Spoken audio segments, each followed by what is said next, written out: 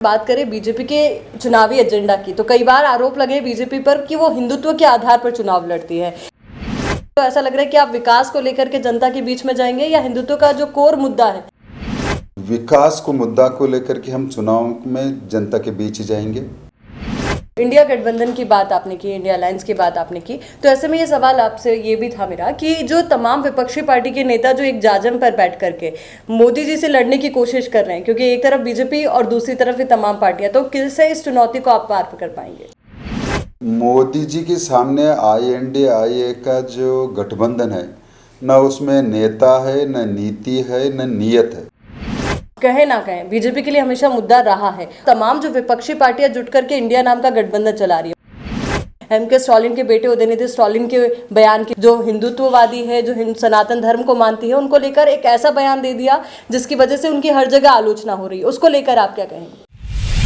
में आपका स्वागत है। मैं हूं आयुषी विजयवर्गीय आपके साथ, और मेरी सहयोगी असलम आज इस खास पेशकश में आपके साथ रहेंगे, क्योंकि आज हम आपके सरोकार निभाते हुए आपके सवाल आपके प्रतिनिधियों से पूछेंगे, क्योंकि 2024 का चुनाव बेहद दूर है। अभी या कहें कि अभी नज़दीक है, पर दूरी मान सकते हैं, कुछ समय का अंतराल अभी है। पर उसके बावजूद भी अगर सियासी चर्चाओं की बात करें तो सियासत का बाजार गर्म है, चर्चाओं का दौर लगातार जारी है। तो वहीं बीदर को लेकर के तमाम सवाल हैं आम लोगों के मन में भी। तो वहीं हमारे साथ केंद्रीय मंत्री इस वक्त भगवंत खुबा जी मौजूद है। बहुत बहुत स्वागत है सर। नमस्कार। देखिए सर, अगर हम बात करें बीजेपी की, तो बीजेपी कह सकते हैं कि हर मोर्चे पर तैयार रहती है जब चुनाव की बात आती है, और 2024 का चुनाव अपने आप में बेहद महत्वपूर्ण, और ऐसे में पूरे इंडिया को लेकर अगर हम बात करें तो क्या तैयारी बीजेपी की?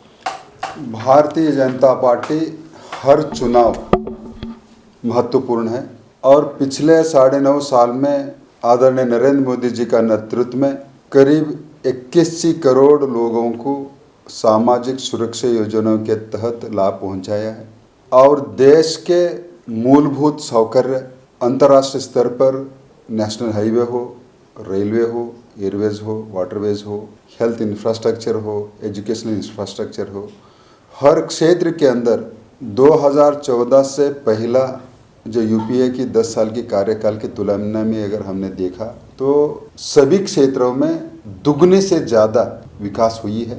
इतना ही नहीं, देश के जनता को एहसास हो गया कि भ्रष्टाचार रहित सरकार है, पारदर्शिता सरकार है, और सुरक्षा देने वाली सरकार है। नरेंद्र मोदी जी का नेतृत्व में भारत का छवि अंतर्राष्ट्रीय के स्तर पर विश्व गुरु बनने का कगार पर है।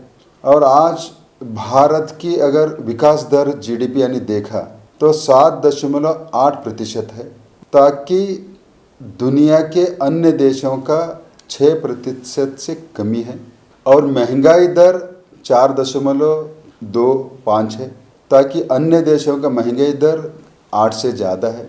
बेरोजगार दशमलव दुनिया के अंदर सबसे कमी है, और भारत के अंदर 1.87 करोड़ युवाओं को हमने स्किल डेवलपमेंट के योजनाओं के तहत उनको ट्रेनिंग दी गया है, और वो आज कहीं न कहीं सेल्फ एम्प्लॉयमेंट को लेकर के कहीं न कहीं एम्प्लॉयमेंट के काम लगी हुई है। और स्वनिधि के माध्यम से करीब 45 लाख जो रोड पटरी ठेले वालों को मदद करने की वजह से आज उनका फिर से कारोबार उनका चालू किया है। करीब 40 करोड़ जनता को 27 लाख करोड़ रुपया में मुद्रा योजना के तहत, उसमें से करीब 67% महिलाओं की उसका लाभार्थी है। तो ये सारे आज देश के जनता पूर्ण विश्वास नरेंद्र मोदी जी के ऊपर है, भारतीय जनता पार्टी के। यही विकास को मुद्दा को लेकर के हमारा जो 9.5 साल के कार्यकाल को लेकर के हमने जो कामकाज को हिसाब दे करके मतदाताओं के सामने हम लोग वोट मांगने जा रहे हैं।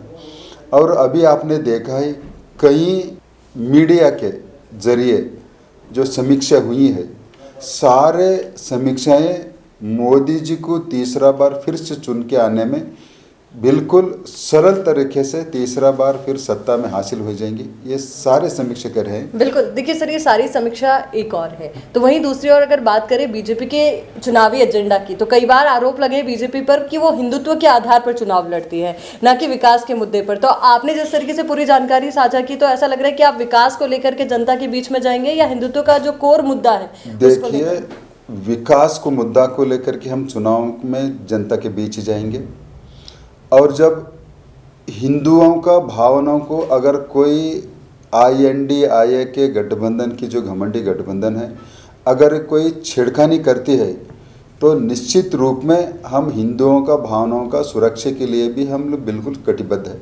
ये विषय भी हम लेकर बिल्कुल, इंडिया गठबंधन की बात आपने की, इंडिया अलायंस की बात आपने की, तो ऐसे में ये सवाल आपसे ये भी था मेरा कि जो तमाम विपक्षी पार्टी के नेता जो एक जाजम पर बैठ करके मोदी जी से लड़ने की कोशिश कर रहे हैं, क्योंकि एक तरफ बीजेपी और दूसरी तरफ ये तमाम पार्टियां, तो किससे इस चुनौती को आप पार कर पाएंगे? देखिए, मोदी जी के सामने INDIA का जो गठबंधन है, न उसमें नेता है, न नीति है, न नीयत है। तो इसी के कारण मोदी जी की बराबर में कोई तुलना करने का कोई सवाल ही नहीं उठता है, क्योंकि देश के जनता के मन में मोदी जी के पर्याय कोई गठबंधन में कोई राजकीय नेता अभी तक उभरा नहीं। तो एकमात्र नेता नरेंद्र मोदी जी इस देश को नेतृत्व देने में सक्षम है और समर्थ है।